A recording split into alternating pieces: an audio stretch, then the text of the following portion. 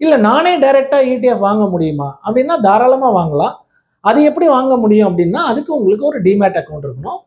அந்த demat account மூலமாக நீங்களே வந்து அந்த இடிஎஃப்பை வந்து வாங்க முடியும்.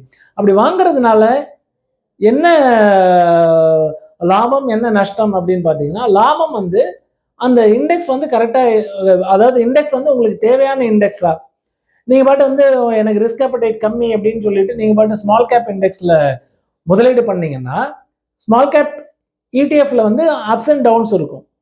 அதோட வாலட்டாலிட்டி ஜாஸ்தியாக இருக்கும். ரிட்டர்ன்ஸும் அதுக்கு தகுந்த மாதிரி தான் இருக்கும். ஸோ அதனால வந்து அந்த இடிஎஃப் வந்து உங்களுக்கு உகந்ததா அப்படிங்கிறது தெரியாது ஒன்று. ரெண்டாவது பார்த்தீங்கன்னாக்க, இண்டெக்ஸ் ஃபண்டோட ரிட்டர்ன்ஸ் அப்படின்னு பார்த்தீங்கன்னா, குறுகிய கால அடிப்படையில் பார்த்தோம்னா அதோட ரிட்டர்ன்ஸ் வந்து ஜாஸ்தியாக இருக்கிற மாதிரி இருக்கும். நீண்ட கால அடிப்படையில் பார்த்தீங்கன்னா, ஏன்னா இதில் வந்து ஒரு ரிசர்ச்சும் கிடையாது.